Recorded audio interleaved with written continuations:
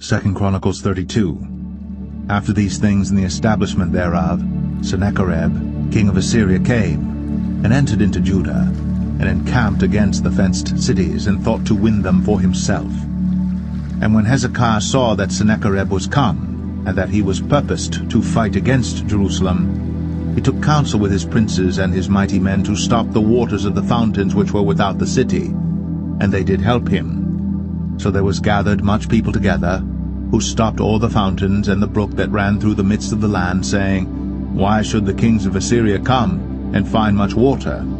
Also he strengthened himself, and built up all the wall that was broken, and raised it up to the towers, and another wall without, and repaired Millo in the city of David, and made darts and shields in abundance. And he set captains of war over the people, and gathered them together to him in the street of the gate of the city, and spake comfortably to them, saying, Be strong and courageous, be not afraid, nor dismayed for the king of Assyria, nor for all the multitude that is with him, for there be more with us than with him. With him is an arm of flesh, but with us is the Lord our God to help us, and to fight our battles. And the people rested themselves upon the words of Hezekiah king of Judah.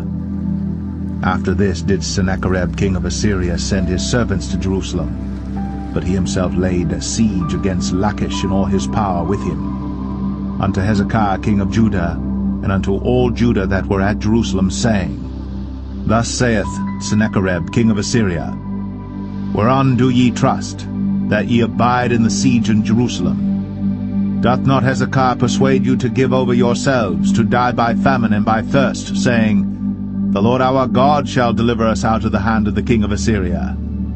Hath not the same Hezekiah taken away his high places and his altars, and commanded Judah and Jerusalem, saying, Ye shall worship before one altar, and burn incense upon it? Know ye not what I and my fathers have done unto all the people of other lands? Were the gods of the nations of those lands any ways able to deliver their lands out of mine hand?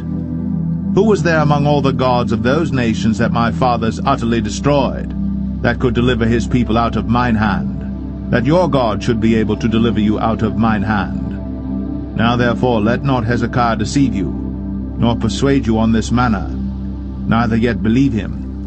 For no God of any nation or kingdom was able to deliver his people out of mine hand, and out of the hand of my fathers. How much less shall your God deliver you out of mine hand? And his servant spake yet more against the Lord God, and against his servant Hezekiah. He wrote also letters to rail on the Lord God of Israel, and to speak against him, saying, As the gods of the nations of other lands have not delivered their people out of mine hand, so shall not the God of Hezekiah deliver his people out of mine hand. Then they cried with a loud voice in the Jews' speech unto the people of Jerusalem that were on the wall, to affright them, and to trouble them, that they might take the city. And they spake against the God of Jerusalem, as against the gods of the people of the earth, which were the work of the hands of man. And for this cause Hezekiah the king, and the prophet Isaiah the son of Amoz, prayed and cried to heaven. And the Lord sent an angel, which cut off all the mighty men of valor, and the leaders and captains in the camp of the king of Assyria. So he returned with shame of face to his own land. And when he was come into the house of his God, they that came forth of his own bowels slew him there with the sword. Thus the Lord saved Hezekiah and the inhabitants of Jerusalem from the hand of Sennacherib the king of Assyria, and from the hand of all other, and guided them on every side. And many brought gifts unto the Lord to Jerusalem, and presents to Hezekiah king of Judah, so that he was magnified in the sight of all nations from thenceforth. In those days Hezekiah was sick to the death, and prayed unto the Lord, and he spake unto him, and he gave him a sign. But Hezekiah rendered not again according to the benefit done unto him, for his heart was lifted up. Therefore there was wrath upon him, and upon Judah and Jerusalem. Notwithstanding, Hezekiah humbled himself for the pride of his heart, both he and the inhabitants of Jerusalem, so that the wrath of the Lord came not upon them in the days of Hezekiah. And Hezekiah had exceeding much riches and honor, and he made himself treasuries for silver and for gold and for precious stones, and for spices and for shields, and for all manner of pleasant jewels, storehouses also for the increase of corn and wine and oil, and stalls for all manner of beasts, and coats for flocks. Moreover, he provided him cities, and possessions of flocks and herds in abundance, for God had given him substance very much.